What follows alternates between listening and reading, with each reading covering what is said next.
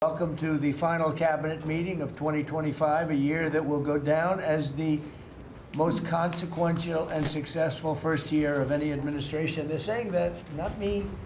Oh, I say it too, actually. A lot of people are saying it. And a lot of that is thanks to the men and women in the cabinet. With the new and improved cabinet room, I might add. We took pictures down from the vaults. We have vaults downstairs with lots of pictures that haven't been exposed to the world for, in many cases, over 100 years. We brought them up, and we're using them as they should be used. But the cabinet room looks beautiful, like it should now. The Oval Office looks beautiful, like it should. It was not. It was like the rest of the country. It was in disrepair. 1 year ago, our country was dead, and said to me by many leaders, we had a dead country. Now we have the hottest country anywhere in the world. It's true. The hottest country anywhere in the world. Think of that. In 4 long years of the Biden administration, there were just $1 trillion of new investments in the United States in 10 months. We've secured commitments of over $18 trillion. So they had, in 1 year, less than $1 trillion. That's in a period of 4 years. Think of it. 4 years they had less than $1 trillion. In 10 months we have more than $18 trillion. Is that right, Scott? It's even going to be higher than that. It'll be higher by and going up. Sir. And we're waiting for the Supreme Court case, and it's so important and so vital for this country because we're not only respected again, we're putting out wars by our trade policies, and we're taking in hundreds of billions of dollars, and our country is wealthy again and secure again, and it's part of national security, and I hope that goes well. I think it's very important, but think of the number. We're going to be over $18 trillion in 10 months, and which is a record times probably 8 or 10 times, I think more than that, for any country. There's never been a country that's had that kind of an investment ever in history. And there's never been a country that's had half of that. It's a tremendous thing that's taking place. We have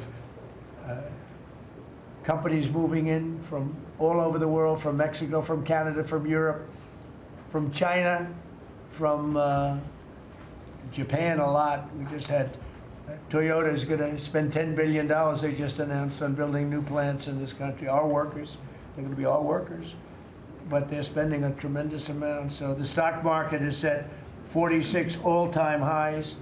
And this last Friday, which is called Black Friday, was the biggest ever online sales that there's ever been by a lot.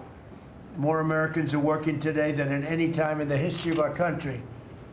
I mean, these are the facts we have to get out. And, you know, there's this fake narrative that the Democrats talk about, affordability. They just say the word. It doesn't mean anything to anybody. Just say it. Affordability. I inherited the worst inflation in history. There was no affordability. Nobody could afford anything. The prices were massively high. Do you remember when we took over eggs? You did a great job on that, Madam Secretary. Agriculture, Brooke. Eggs were 4 or 5 times higher than they had ever been. They said, don't order eggs for Easter at the White House. And we ended up doing it, and we got the egg prices way down, lower than what they were before. But the word affordability is a con job by the Democrats. They say affordable. I watched the other day where some very low IQ congresswoman talked about affordability, affordability, affordability. She had no idea. Their prices were much higher. As an example, energy, gasoline, we're now at about $2.50 a gallon. We're going to be, I think, at $2 a gallon. We could even crack that at some point. I'd love to do it. And we could do it more easily if we weren't building up the strategic national reserves, which Biden emptied out before the election so that he could try and get elected, meaning he started it, then he got thrown out of the race, then she took over and she kept it going, and they emptied out these strategic national reserves, which are really meant for something else. They're not meant to keep people happy with their gasoline price. They're meant for war. They're meant for problems, big problems. He emptied it out, and then she continued it during the process of trying to get elected. Didn't work out too well for him. And they virtually brought it down to the lowest level, I believe, in history. And it didn't have much of an impact because the prices were very high. But our prices now for energy, but for gasoline are really low. Electricity's coming down. And when that comes down, everything comes down. But the word affordability is a Democrat scam. They say it, and then they go on to the next subject. And everyone thinks, oh, they had lower prices. No, they had the worst inflation in the history of our country. Now, some people will correct me, because they always love to correct me, even though I'm right about everything. But some people like to correct me, and they say 48 years. I say it's not 48 years, it's much more. But they say it's the worst inflation that we've had in 48 years. I say ever. But whether it's 48 years or ever, it's pretty bad. We had the worst inflation that we've ever had. Since last January, we've stopped inflation in its tracks. And there's still more to do. There's always more to do, but we have it down to a very good level. It's going to go down a little bit further. You want to have a little tiny bit of inflation, otherwise that's not good either. Then you have a thing called deflation. And deflation can be worse than inflation. But we have it almost, we'll soon be at a perfect level, but we inherited the worst inflation. But we have 20 states that are now selling gasoline at less than the $2.75, think of that, $2.75, and it was at $5 under Sleepy Joe. Grocery prices are down with the cost of Thanksgiving turkey this year down 33%. It was lower than 33% lower than under the Biden administration. Egg prices are way down 86%, thank you. And mortgage rates, despite the fact that we have an incompetent chairman of the Fed, a real dope, who should reduce rates. I saw even Jamie Dimon said he should be reducing rates. I never saw Jamie Dimon say that. I wonder why he said that. But he really said it because he's right. But we have a guy that's just a stubborn ox who probably doesn't like your president, your favorite president.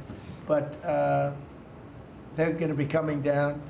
We'll be announcing somebody probably early next year for the new chairman of the Fed. I talked to Scott about taking the job, but he doesn't want it. You got the greatest job here. Yes, sir. Right? He said, no, I want to stay chairman. I want to stay right where we are, Treasury.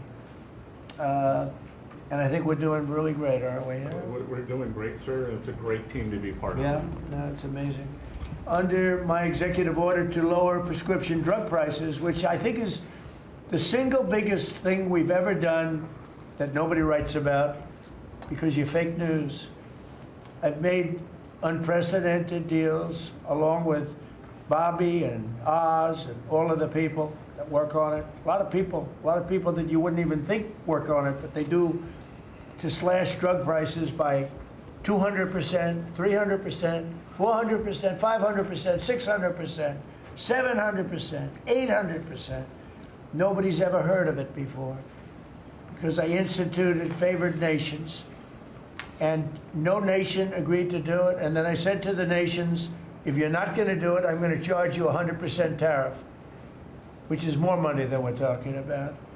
And they said, sir, we'd love to do it. Please, we would be honored to do it.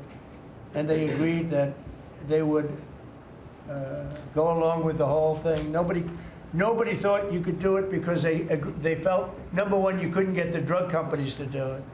So we're paying, as an example, for the, let's call it the fat drug, F-A-T, for fat people.